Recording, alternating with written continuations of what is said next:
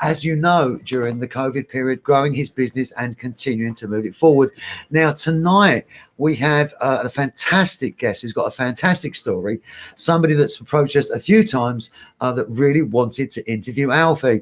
Ladies and gents, this is a great guy who's got a great background, a great backstory. Please meet Mr. Joel White. Now, Joel runs a company called Ramsay and White, which is based in Cardiff in Wales. They're specialists in property finance and they cover all of the UK. They're leaders in property finance mortgages, and they also have a residential letting arm as well. This gentleman has got an incredible company. He's about 14, 15 staff now, and he's really pushing forward. And I'm going to pass straight away because there's going to be some great conversation. Alfie wanted to find out more about Joel's background. So 15 minutes of this broadcast is going to be based on Alfie getting to know Joel and his background. And then the second 15 minutes, Joel is launching a new podcast and he's going to be asking Alfie some questions. So without further ado, Mr. Alfie Best, everybody, chairman of Wild Crest Parks, Europe's largest park home operator. And as many of you know, a very down-to-earth but seriously driven UK and international businessman, Mr. Alfie Best and Mr. Joel White from Ramsay and White. Well, I've got to say, every time Bradley makes an introduction like this, I don't know about you, Joel, but I think to myself, where is this guy? My God, I've never met him, this international businessman of mystery. I'm going to be coming out of some milk trays in a minute and skiing down the slopes.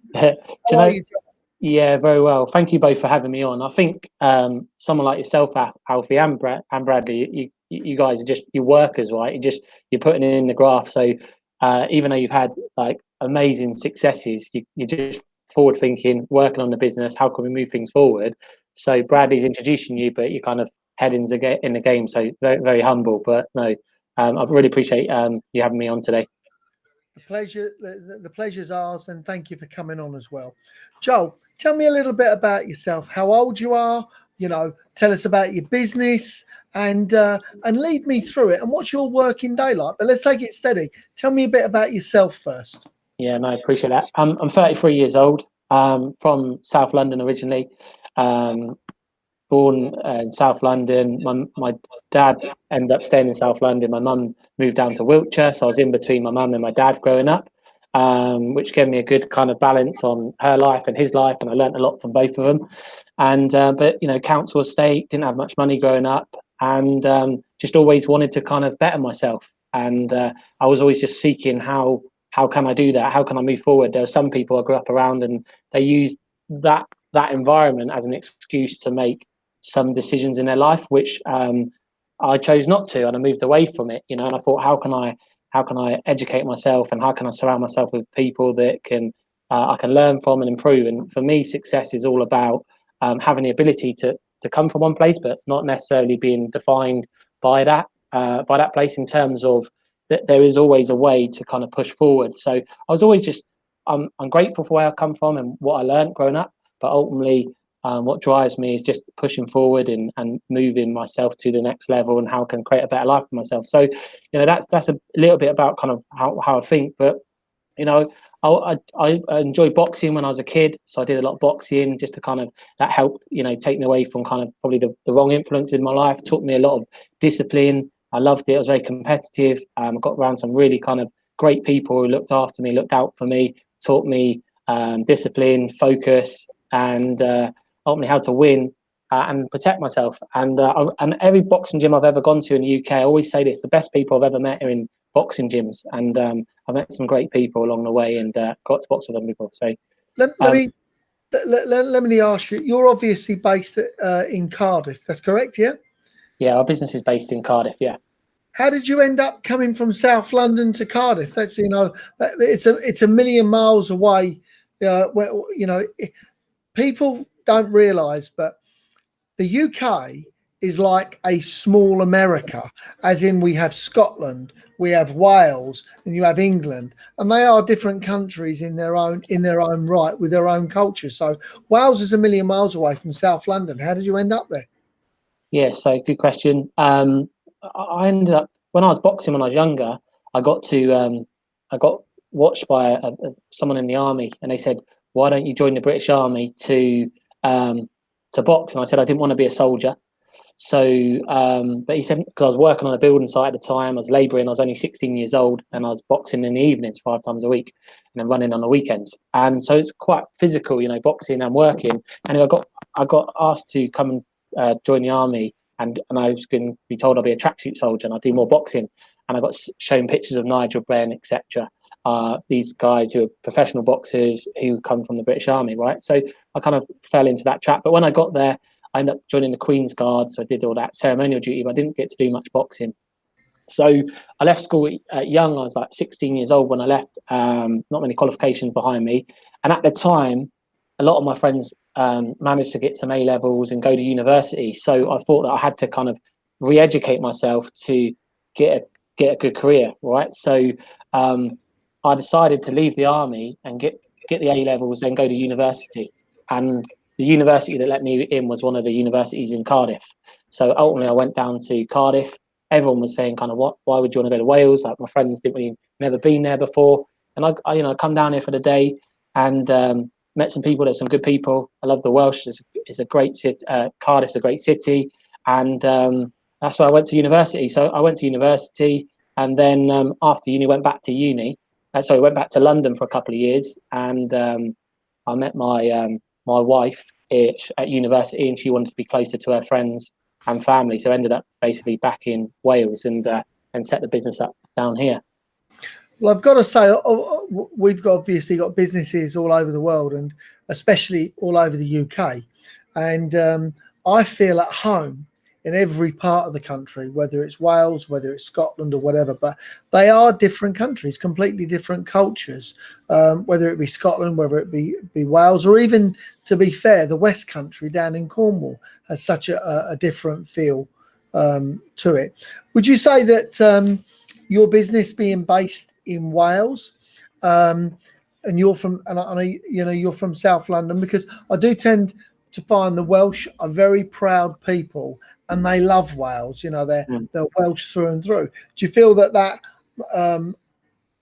gives you a different insight to be able to look at it from the outside in your business, which is obviously rental, properties management and mortgages?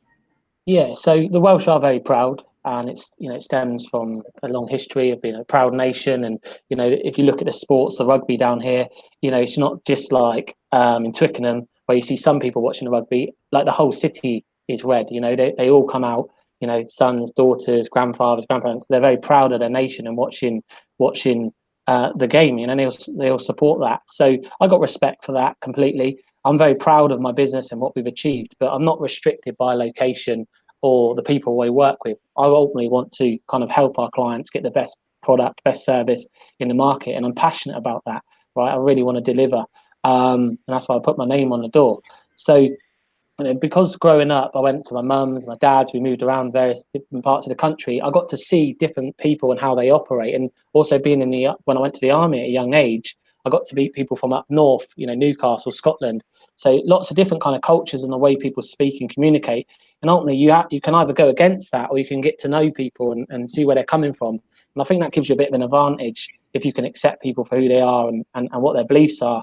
And then from a business point of view, it's ultimately, you're there to solve a problem and help them to find that solution and move forward. So, and how are you finding? Look, my view is for what it is. I think that we're heading for a recession, and I think we're being the whole country is being supported at this moment in time.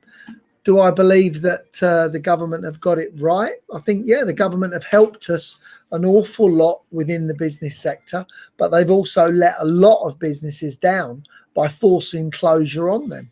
And I think that is going to have a knock-on effect that we're all going to have to pay for.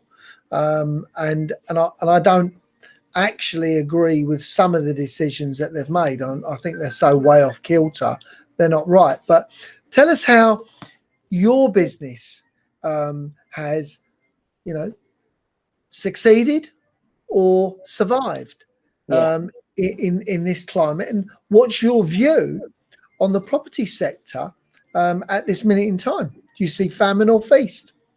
Yeah, no, it's a good question, and I think that I work hard, and everyone that I take on, they're hard workers, they're grafters, right? So put us in any economy and we'll work hard, you know. And I agree with what you're saying about the way the market's heading. So how have we performed? I mean, when first lockdown was kind of announced, I sat there with a colleague and I thought, okay, what does this mean to us? How do we adapt? How do we move forward? And it was tough initially because lenders were restricting loan to values, and valuers couldn't go to properties. So thinking, what? How do we move forward? We suddenly kind of, how does the business progress? So we were communicating with various different lenders. We were looking at different funding arms. How do we support the businesses?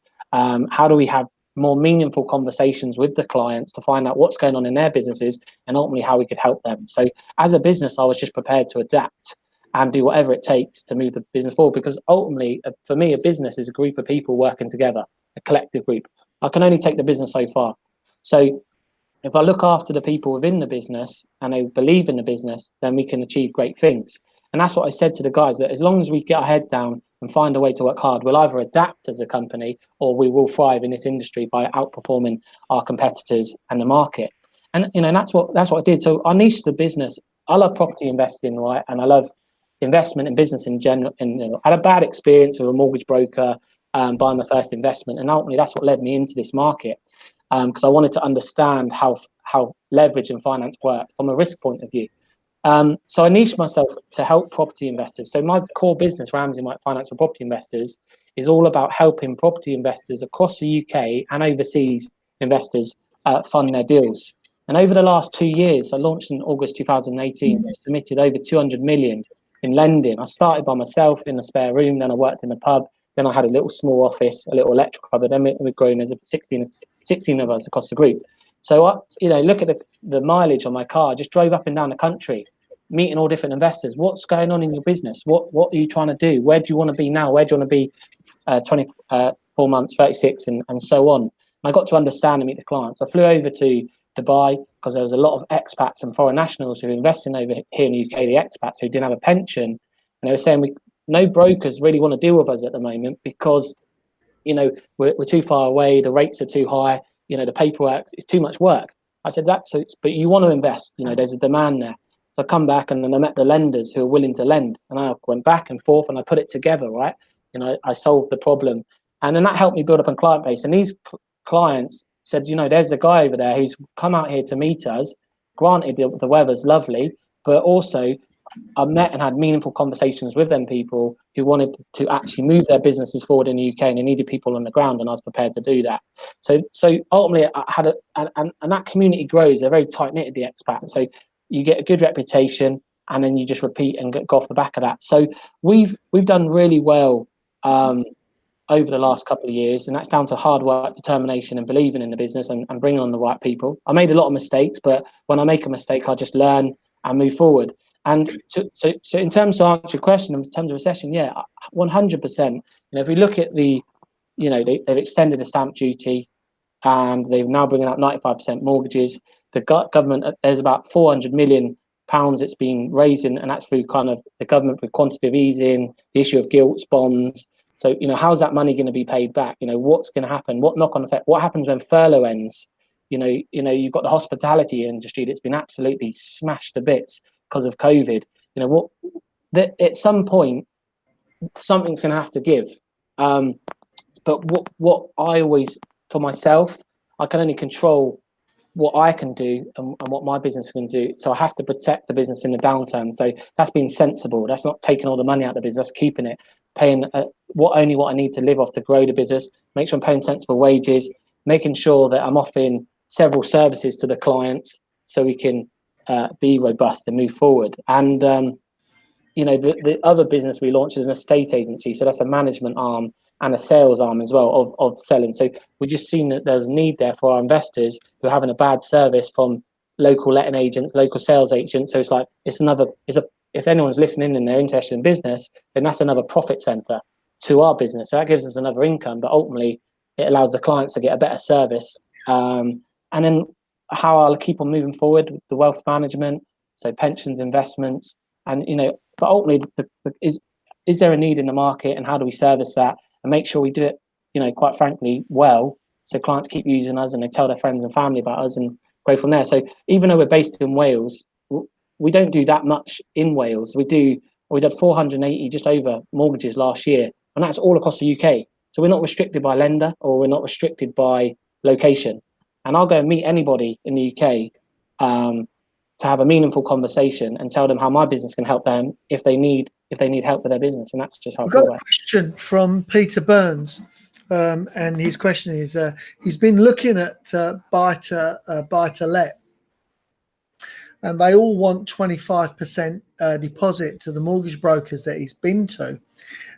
Is there any way you can help people like Peter, where they need to be able to put maybe a smaller deposit down?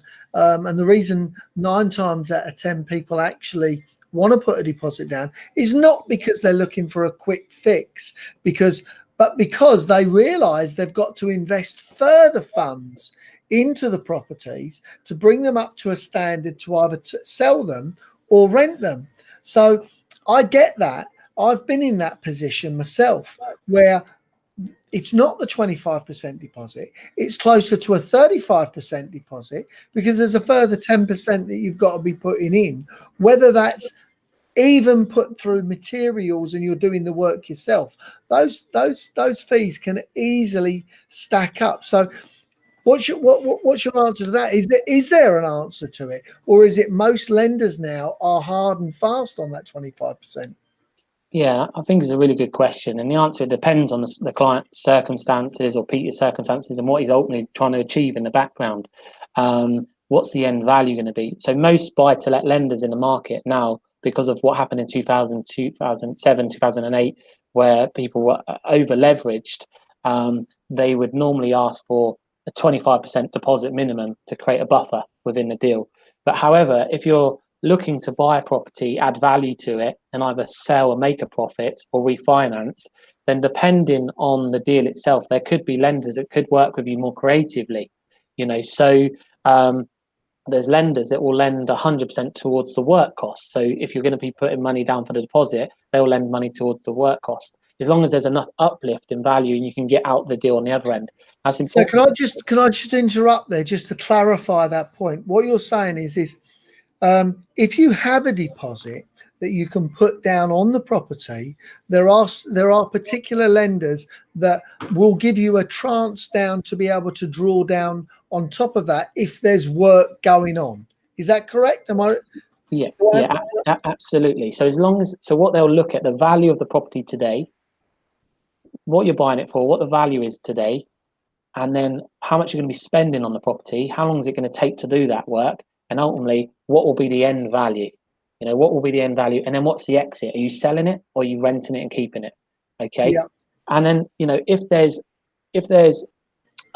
properties in the background, they may be able to get comfort with having a charge in the background, and that's where you can put less deposit down. But obviously we've got to make sure the numbers stack up, so you're not over risking it. But also, if you've got a business model, you see a deal that works and you can get into it and you can add value and refinance or sell on, then can you work with investors? So here is a point that I would also make as well, and this also goes out to Peter Burns, is this. Peter, I'm not sure whether or not you're a seasoned investor, or whether or not you're just starting out and this is your first investment that you're doing. What I would say, which is absolutely paramount, there are too many people being told you need to be in the property market, you need to be investing in the property market, that have got no experience within it. It is imperative that you get that experience from somewhere, and that you go on the right courses to be trained and to understand that knowledge and dip your toe in steady. Maybe that you rent your first property to then sublet. And that's possible to do. There are some landlords that don't like it and won't do it, but there are plenty of landlords out there that will. Me being one, that I don't mind somebody else making a pound of meat and flesh from what we do. It's not always about making the most amount of money. It's about making the simplest amount of money that you can duplicate. So knowledge is king when you're doing this. And every time that I've gone to get a mortgage, even to this day, I don't go there and ask the bank what they're prepared to give me. I go there and ask the bank what do they feel comfortable with. And they'll give you like a menu of what can be done from different lenders. Never go in my opinion, and say, I've got this and this is what I want, because you're then asking the bank to tailor it around you. Whereas really what you want to know is what is the easiest way, the simplest way to be able to gain investment and funds. And that is gaining knowledge in the first place. Would you agree with that, Peter, or do you think that may work for me, not work for somebody else?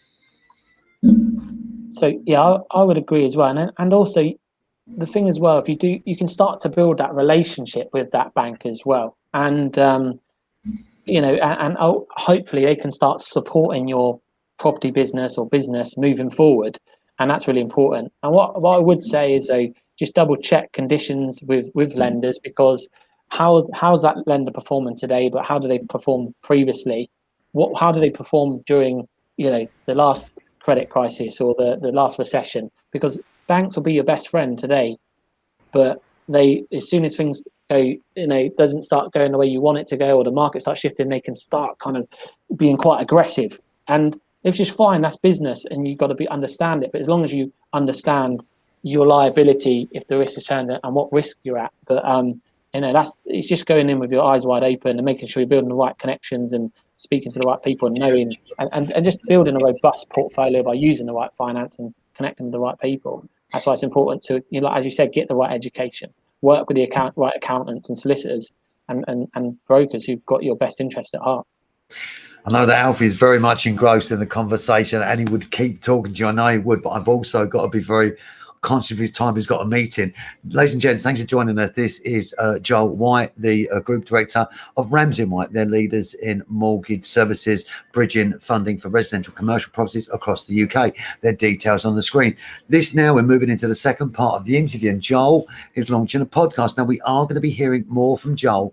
We're going to be setting up a little TV show based around giving you guys weekly mortgage advice. We're just in the final discussions of making that happen, and we hope to launch next Wednesday. But this is the section of the show where Joe wants to ask Alfie some questions, and Alfie always says, ask me anything. So I know Joel's got some questions lined up that he wants to ask Alfie. Joel, let's jump straight in, sir. Thank you, Bradley. Yeah, so Alfie, appreciate your time again. Obviously, you're known for being a shrewd businessman, multiple businesses, years of experience, family man, founder, Wild Crest Parks, had huge success there. What are you most proud of?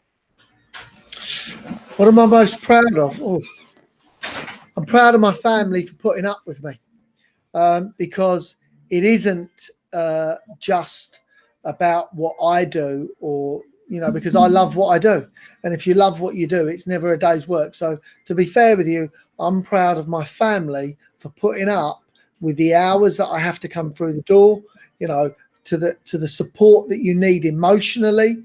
That's a job into itself, and you'd be surprised the people that want to see the gold, but they're not prepared to do the silver cotton threads to make it happen. Yeah, absolutely.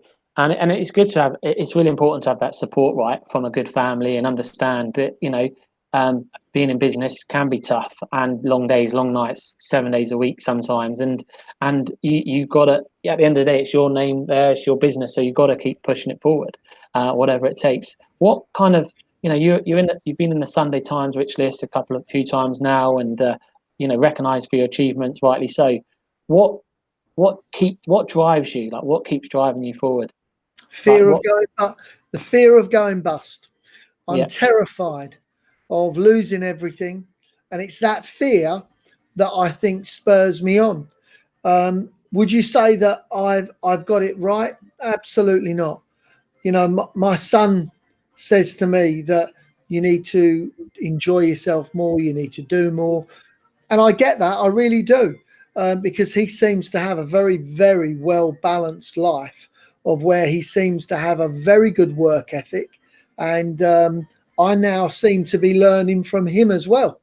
So I'm a very proud father that that's happened, that I'm now taking the social media aspect that I'm a dinosaur in, that he's now educating me. He runs a business called Best Kettles, which is a watch, a bespoke watch company. He also owns 2 mobile home parks. So I feel I've done my part, and he's now pretty well showing me what he can do. Yeah. What is it? Am I right in saying Alfie, your son, he got involved in boxing a little while? He had a professional boxing fight. So obviously I've boxed in the past. Alfie had about, I think, 25 or 30 amateur fights. I had 62 amateur fights. Alfie turned pro. It's something that he wanted to do. And look, boxing is a way of life. It is, when people say it's a sport, yes, it is a sport, but it really is a way of life. You haven't got a teammate to rely on. There's nobody going to get in that ring and help you. When you're in there, it is you. And that's why I tend to find most boxing clubs that you go around the country, I've not seen too many bullies. If any, I haven't seen hardly any, because they also know that you can get knocked out as well as they can. And I think boxing is the greatest respect teacher in the world, because the best have come unstuck. No, absolutely. Like I said earlier, boxing has taught me so much, and I met some of the best people in my life through the boxing gyms. A massive respect, and ultimately, if someone had a bit of an attitude or showed lack of respect to the coaches or anyone else, they soon found themselves out on the ear, regardless of how talented they were. So I get that completely, and them skills are transferable into business as well. There's a lot probably people listening in who want to start getting in business now, and they're not sure which way to turn. With everything going on in the economy, is it the right time, wrong time? What would you do if you were starting again now, knowing what you've known? Where's the opportunity in the market? I personally think it's easier now in business to start today than ever it was before, because let's be honest, an online presence can appear to be beyond belief. It just needs to be marketed well by yourself. And if you market it, marketing's free.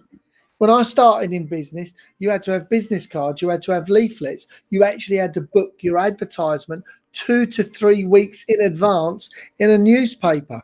That is so old now, it's gone. Online advertising, and your shop front window is what we're looking at now. Look at what we're doing. This is just unheard of. It's magical. Well, for me, it is, because we're making virtually our own television program. We may have 1 viewer, 2 viewers, or 1 million viewers, but that's up to us. So I think now is such an expansion to make entrepreneurs and business people in this country special. We don't do enough to make and celebrate our business people that are here. In America, you go there, they really do celebrate their business people, really celebrate them. I hate to say it, but Donald Trump, they celebrated him so much he became president. Yeah. That's really where it comes down to. We seem to want to stigmatize our business people and put them down. Yeah, and I get that. And there's a lot of businesses out there that are really kind of helping and trying to drive the economy forward. I know during lockdown we expanded. I knocked through one of the walls to take on a bigger office, to bring on more people into the team. And I felt quite proud of myself that I was able to bring people in and train them and hopefully give them a good career and income, and they can learn something.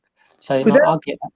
Without me sort of like going on about politics, so I'm not a politician and I don't understand politics, but at least I admit it. I admit I know nothing about politics.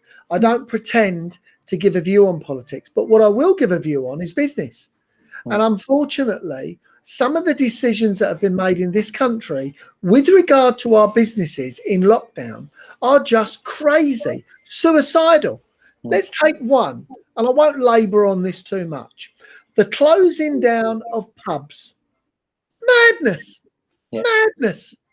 Not because they had to stop people going in there. I get that. But why on earth would you close a pub down and close that business when they could have allowed those pubs to sell alcohol online or do collect, just like every other business? Instead, what they did was said, you're shut and every customer can go to the Sainsbury's or the Tesco's. So they increased their business, but shut pubs.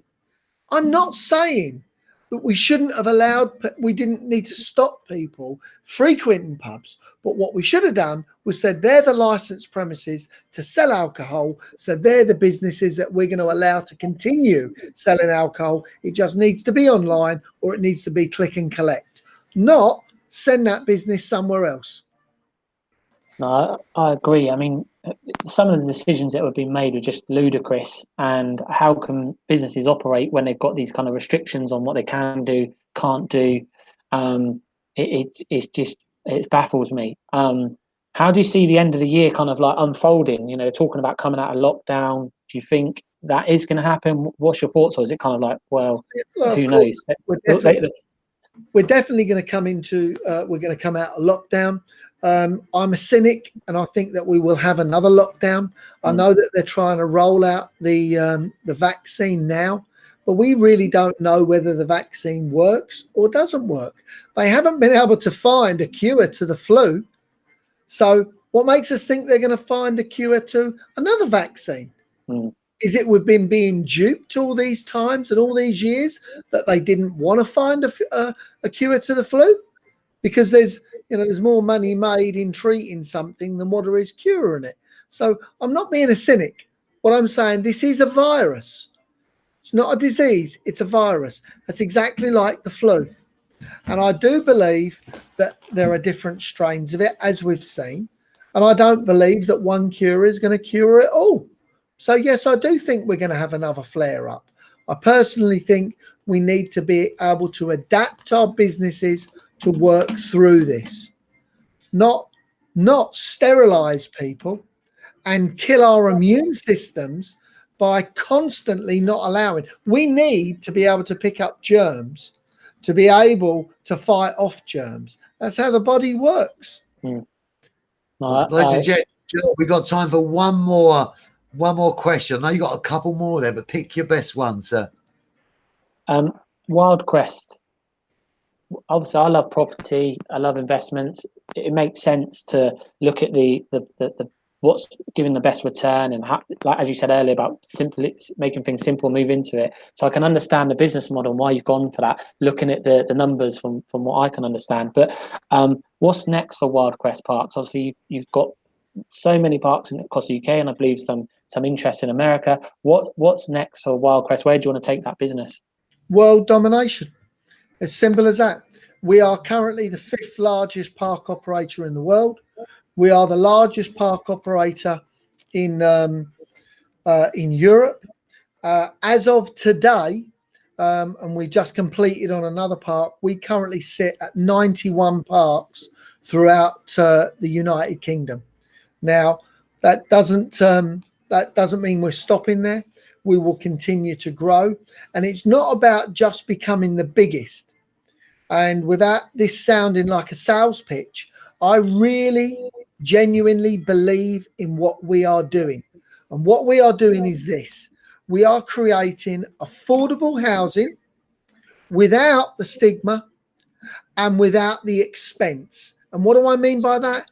If you go and apply for building permission to build houses, you have to make a contribution towards affordable housing. In other words, you've got to pay to build affordable housing to give it back. That doesn't work. That can't work, because affordable housing is only affordable when it's then sold by the builder. After that 3, 4, 5 years, it will go into the mainstream. So it's a supply that's diminishing. What we do is this. We're selling park home bungalows for 50% of the price of what a like-for-like bricks and mortar bungalow is in the local area. That stays at that price, and it goes up in line with the housing market in the area, but it will never reach to the top level of those, and it will continue to raise at 50% of those levels. Stamp duty, there is none. Council tax, it's band A, the lowest and the cheapest council tax there is. Electricity is approximately 28% cheaper than what you pay in your house. So Park Home Living is the 5-star affordable housing. And the reason that it is not supported by the government, and I'll make this very clear, and I've written 2 white papers and sent them in, is because it's not cost effective. It's not financially viable for the government. Reason being, they don't want people selling up their homes and then moving into a park home and going out and spending what they've saved for. What the government want is they want you to stay in your home, in a home that you cannot afford the upkeep, that is running down, and that you are trapped in there. And then for the, God forbid, for when the final day comes, you then give 40% of that property to the government. So we work against all of that, and we work against it for the benefit of our residents. Thank you. It makes complete sense. Obviously, I've got so many more questions I can ask, and I'm sure that we're going to have another opportunity, but Bradley's told me we're bang on time today. So I really appreciate you guys both taking your time to speak to me. It's been awesome, and I hope the audience have enjoyed the conversation as well. It's been an absolute pleasure. Joel, I wish you every success in your business, and I'm sure it's going to be dynamic, and it already is. Good luck, and I look forward to speaking to you again. Thank you, Alfie. Thank you, Bradley. Cheers. Thank you, guys. Alfie Best, everybody, and Mr. John White. We are tight on time. Alfie must get away this evening. Sure. So thanks for joining us, Alfie. Thanks for coming in. We'll end up the show. Thanks, Alfie. Ladies and gentlemen, that was Alfie Best carving out some time out of his very busy day. I can promise you now, I'll be straight back into his office, straight on the phone. We're live with Joel White from Ramsay & White. Details on the screen now for you to contact Joel. Joel.white@ramsayandwhite.com, and the website is www.ramsay, as in RAMSAY, not EY, which I made a mistake before.